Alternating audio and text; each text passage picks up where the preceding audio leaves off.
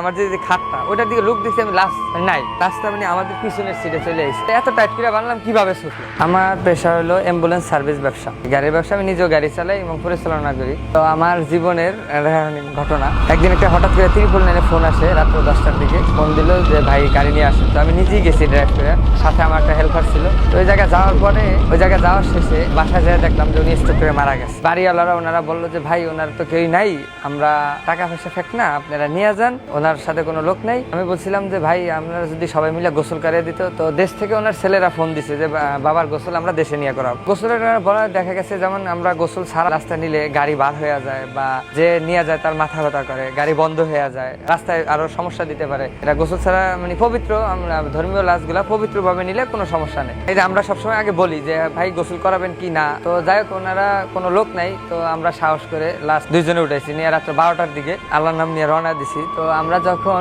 ঢাকা চিটাগাং মহাসড়ক, তখন মানে আমাদের খাওয়ার একটা স্পেস, তো খাওয়া দাওয়া করে গাড়ির গ্যাস নিলাম। তো গাড়ি নিয়ে গ্যাসটার পর একটা রাস্তা আছে, মানে ওই রাস্তাটা হলো 50 কিলো, কোনো বাড়ি গণনা, যেমন দাউদকান্দি ব্রিজ থেকে আপনার চাঁদপুর পর্যন্ত একটা ভেরির উপর দিয়ে যাইতে হয়। তো এটা আমরা দুইজন চিন্তা করলাম, আমরা দুইজনে আমাদের গাড়িতে মানে ওয়াশ ছাড়ার ব্যবস্থা আছে, সাউন্ড বক্স আছে। তো আমরা একটা ওয়াশ ছাড়া রওনা দিচ্ছি আল্লাহর নাম নিয়ে। তো রওনা দেওয়ার পরে হঠাৎ কিছু রাস্তা আছে ভাঙ্গা, হঠাৎ করে আমার গাড়ি রাল্লিংয়ে, আমাদের নতুন গাড়ি রাল্লিংয়ে গাড়িটা বন্ধ হয়ে গেছে। মানে একটা বাজার সামনে ছিল, বাজারটার নাম সিরারসার বাজার। ওই বাজারটা পার হওয়ার পরই বন্ধ হয়ে গেছে। তো আমরা হঠাৎ করে একটা ভয় পেয়ে গেছি, ভয় পেয়ে পিছের দিকে তাকাইছি, তাকে দেখলাম যে না লাস্ট গন্তব্য স্থানীয় আছে। তারপরে আমরা নামছি, মানে আমাদের স্মোকিং করার অভ্যাস আছে, একটা সিগারেট খেয়েছি। খাওয়ার পরে আবার 5 মিনিট পরে গাড়ি স্টার্ট দিছি। স্টার্ট দেওয়ার পরে মনে করেন 10 কিলো গেছি। আমাদের চোখে একটা ঘুম ভাব ছিল, ঘুম ছাড়ার পরে একটা ভিড় ছিল, ওই ভিড়টা মেরে দিছি। তো ভিড়টা মারার পরে আমরা লাস্টটা মানে বাধা ছিল না, স্টেশনে বাধা ছিল না। তো আপনার লাস্টটা হঠাৎ করে মানে ওই যে ভিড় মারার সাথে আমরা মানে খেয়াল করিনি, মানে ওই ভিড়ের সাথে লাস্টটা মানে আমাদের পিছনের সিটে চলে আসে, মানে আমাদের পিছনে স্টেশন থেকে আমাদের পিছনে। তো পিছনের সিটে চলে আসে, আমরা কিন্তু এটা বুঝতে পারিনি। ওই যে ভিট মারছি, চোখে একটু ঘুম ছিল। তা আমরা আরো 2 কিলো যাই।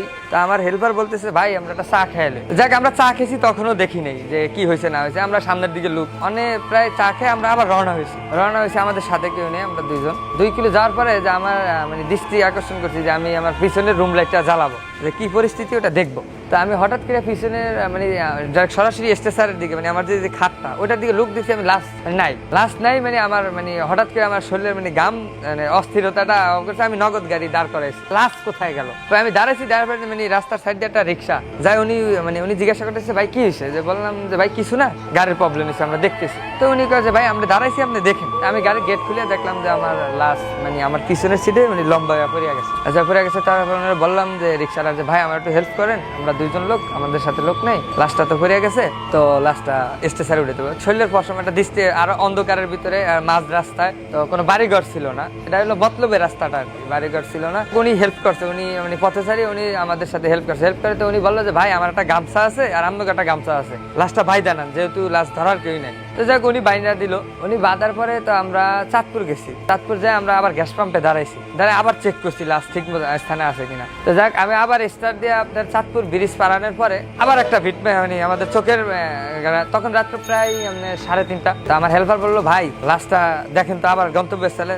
আবার দেখলাম যে আমরা 2টা গামছা বান্ধা ছিল, ওই 2টা গামছা ছুটিয়ে গেছে। তারপরে আবার দাঁড়াইলাম একটা বাজারে, মানে যখন দেখলাম ছুটা, তখন আমাদের মানে ও ভয় পাইছে যে ভাই আসলে এত টাইট করে বানলাম কিভাবে ছুটলো। যে আমি বললাম যে আল্লাহ ভরসা, আমাদের কিন্তু ওই যে আপনার এই ওয়াজ চলতেছে, ওই যে কোরআন তেলাওয়াত গাড়িতে চলতেছে। তো আমি যদি ধরেছ না আমাদের একটা কোরআন তেলাওয়াত চলতেছে, অবশ্যই মানে আমাদের ধর্মীয় যেহেতু লাসু মুসলমান, তো ধর্মীয় তো ভাই ঠিক আছে তাহলে আমরা একটা বাজারে দাঁড়াবো। তো আমরা দাঁড়ালাম। তো আরো আমাদের বাজার থেকে আরো 2-3টা লোক ছিল। তো ওনারা এসে দোকান থেকে যে আমি বললাম যে ভাই আমার গামছাটা বান্ধি, লাস্টটা সুইটা যায়। তো উনি বললো যে ভাই লাস্টের লগে কি লোক নেই। আমি বলি না, ওনার ছেলে সন্তান সবাই দেশে, আত্মীয় স্বজন সবাই দেশে। তা বলছেন ভাই আমি দোকানে ধরি আছে, আমি দিয়ে দিই, আপনাদের মতো করে বেঁধে নেন। তো ওনাদের কাছ থেকে দড়ি নিছি, দড়ি নেওয়ার পরে সুন্দর করে বাঁধছি। বাঁধার পরে আপনার তো আল্লাহ নাম লিয়া উনি তো দোকানদার বললো যে ভাই আপনি ইয়াসিন সূরা মানে আপনার বক্স যেহেতু চলে, আপনি ইয়াসিন সূরাটা ছাড়েন, যেহেতু কোনো লোক নাই। তো ওনার মোবাইলে ইয়াসিন সূরা ছাড়িয়া তো আমরা আমাদের মানে তখন ফজর আজানের অল্প কিছুক্ষণ আগে লক্ষ্মীপুরের কিছু কাছাকাছি রামগঞ্জ বাজার আছে, ওই বাজারটা পেরানোর পরে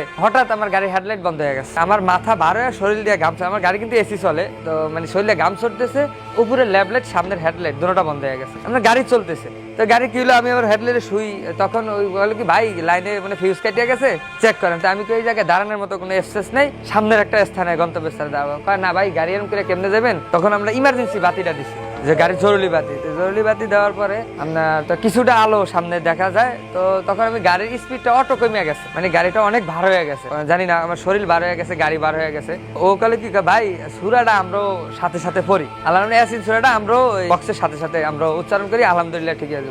যাক আমরা একটা গন্তব্যস্থলে একটা বাজার পাইছি, বাজার যায় গাড়িটা বন্ধ করছি, তো আমার কলিগ বললো যে ভাই একটা চা খাই, আমরা আর একটা চা খাই, তো একটা চা খেয়েছি, চা খাওয়ার পরে ভাই এলা গাড়িটা স্টার্ট দিয়ে দেখেন যে গাড়ির লাইট জ্বলে কিনা, বিসমিল্লাহকে গাড়ি স্টার্ট দিছি, হেডলাইটও জ্বলছে, উপরে ইমার্জেন্সি লাইটও জ্বলছে, তো আমরা ফজর আজান দিছে, ওই সাথে সাথে ফেরি গাড়ি চলে গেছি। যাওয়ার পরে তো আমাদের গাড়ি প্রায় 3-4 ঘন্টার মতো বসেছিল, তখন সকাল হয়ে গেছে, তো দিন হয়েছে, তারপরে ওই জায়গায় বসে মানে আমরা ওই ঘাটে গোসল করছি, মানে আমাদের সারা রাত্র অনেক আনিজি ফেল করছি, তো ঘাটে ওই জায়গায় গোসল করার ব্যবস্থা ছিল, ঘাটে গোসল করছি, গোসল করার পরে সকালে ফেরি আসছে, পরে ঘাটে বললাম যে ভাই, উনি বলছে যে ভাই আল্লাহ ভরসা, আমরা যেহেতু মুসলমান, যেহেতু আমরাও মরতে হবে, আমারও মরতে হবে, তা আমরা কি ভয় যতটা ছিল সাহস তার চেয়ে বেশি নিয়ে উদ্যোগ নিয়ে চলে গেছি। তো আমরা দিনবেলা, তো তারপরের দিন সকাল 12টা বাজে ভোলা পৌঁছেছি।